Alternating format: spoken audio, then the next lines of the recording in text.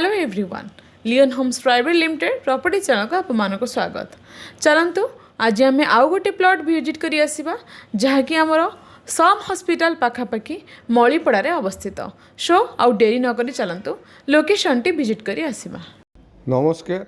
भुवनेश्वर सम hospital रु मलीपड़ा गला बेले मिड पॉइंट रे आसुची नुआगाँ छक।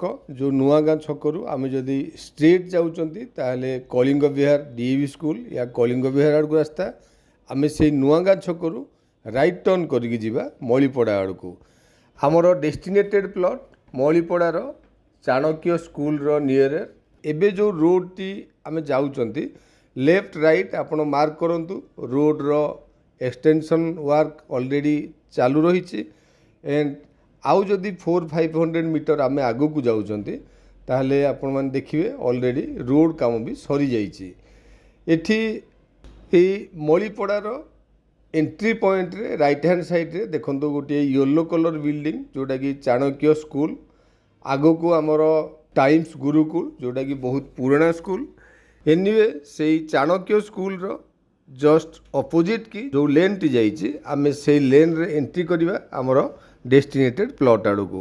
यही रोड को बेस करके आपण मैंने बहुत आग पर्यंत देखिए बहुत गुड़ाए कंस्ट्रक्शन वर्क ऑलरेडी कंप्लीट हो सारी एंड बहुत फैमिली या भितर एस्टाब्लिश्ड। जदि मलीपड़ा एरिया रो डिमांड विषय कथा हुए ताहले आपण मैंने देखुथिबे आसिला बेलू रोड रो एक्सटेंशन काम ऑलरेडी चालू रही। से road extension and TP project रो डिक्लेरेशन पर मलीपड़ा एरिया रो डिमांड बहुत बढ़ी जाइए on comparison last year and this year. आपण निश्चिंत भाव में जानीपे यपट एरिया रो लैंड अवेलेबिलिटी भी प्राय नहीं कहले चले। लेफ्ट हैंड साइड रे देखंतु गोटे गछ को लगी गोटे बिल्डिंग एंड से बिल्डिंग परे परे आउ गोटे ब्लू कलर बिल्डिंग। दी बिल्डिंग रो मझिरे लेफ्ट हैंड साइड रे गोटे रोड जाइए। आमे से रोड रे एंट्री करूचंती। फ्रंट रे आपण देखंतु आउ गोटे red and blue colour building अच्छी। से बिल्डिंग को लगिकी आमे राइट को टर्न करिबा एंड राइट को टर्न कर सारा पर लेफ्ट हैंड साइड रे फर्स्ट प्लॉट छाड़ी सेकेंड प्लॉट आमर डेस्टिनेटेड प्लॉट। एपट एरिया रे जो प्लॉट आमे देखुचंती ये सब बहुत पुराना प्लॉटिंग रो प्लॉट। बहुत आगरू कहीं जने एठी प्लॉटिंग करथिले एंड आमे जो प्लॉट टी देखिया जाउचंती this is the resale plot.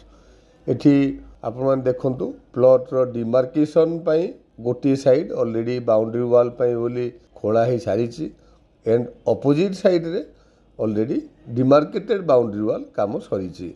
Back end front दी साइड रो डिमार्केशन ऑलरेडी कंप्लीट हो सारी। सो मलीपड़ा एरिया रे पुणी मेन रोड रु एते नियर आपण मानकु प्लॉट टी देखिले डेफिनेटली पसंद लागिवो। Thank you. आपण मैंने तो संपूर्ण लोकेशन टी विजिट कले। आई होप आपण को लोकेशन टी निहाती भल लगुथिबो। एठी हमर लैंड एरिया 1600 स्क्वायर फीट रो अछि। 30 फीट रो फ्रंटेज 20 फीट रोड को प्लॉट टी हमर टच होइछि। प्राइस होछि पर स्क्वायर फीट 3300 रुपीस। आपण माने ओ देरी न करी लोकेशन टी को विजिट करंतु। तळे था नंबर आपण माने कांटेक्ट करंतु प्लॉट रो डिटेल्स पई।